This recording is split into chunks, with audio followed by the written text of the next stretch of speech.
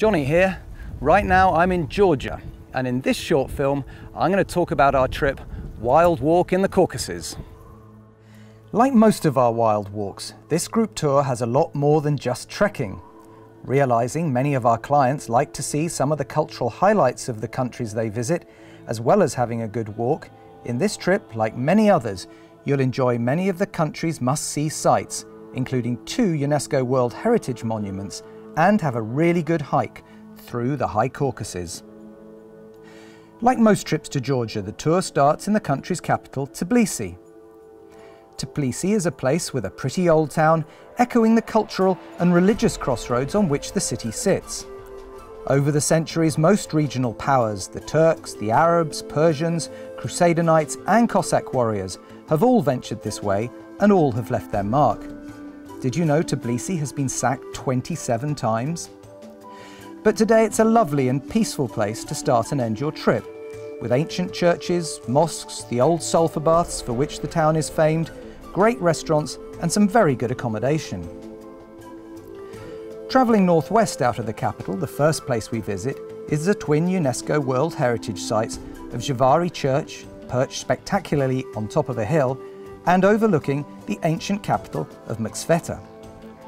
Mtskheta is home to one of the country's most important cathedrals, where Christianity was officially adopted as the state's religion back in 337 AD.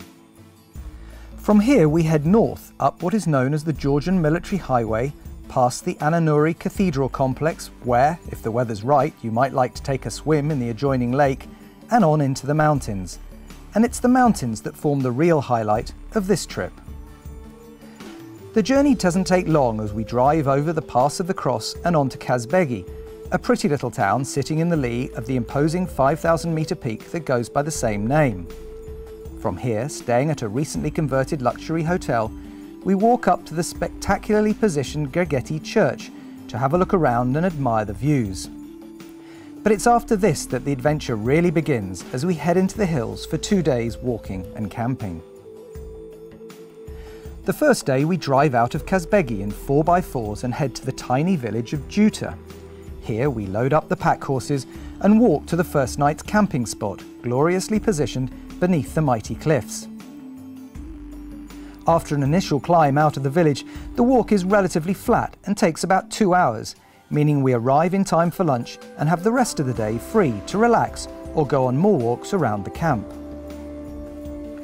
The next morning we leave camp at around 8:30, carrying our lunch with us, and head towards the 3,300-metre high Abudulari Pass. It's a beautiful walk across the high meadows and not that challenging. It takes between 2 to 3 hours to complete, and once at the top, the feeling is sensational. So we've now just reached the top of the Abudulari Pass. It's 3,300 metres. Our camp last night was at 2,500 metres, so that 800 metres took us 2 hours. It was relatively easy and incredibly beautiful.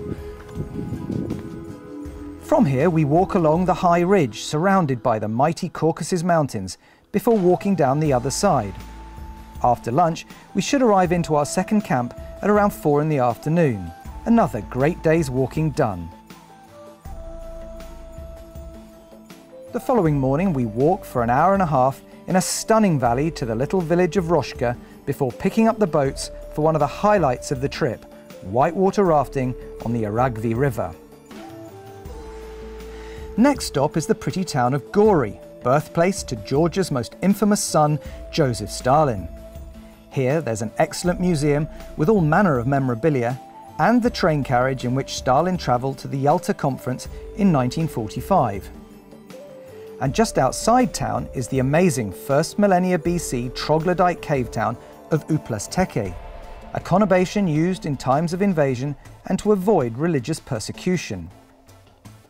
And finally, and check if this is included in your tour, is a day in the east in a region known as Kakheti that is reputedly the home of winemaking.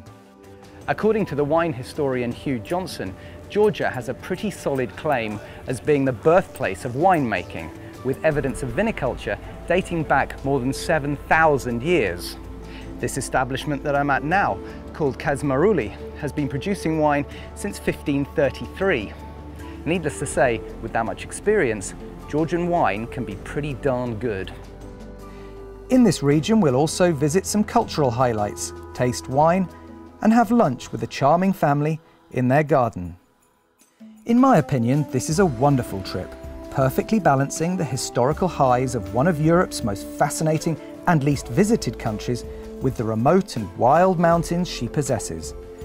It's suitable for anyone in a good state of health that enjoys walking, history, culture, and cuisine. On the 3 times I've run this trip, I've taken clients aged from 25 to 75, and all have thoroughly enjoyed it. Georgia is a country that's likely to get under your skin. The history, the culture, the magnificent landscapes, the cuisine, the wine, not to mention the hospitality of the Georgian people, is bound to make you want to come back time and again. So you've been warned, your first trip to Georgia is unlikely to be your last.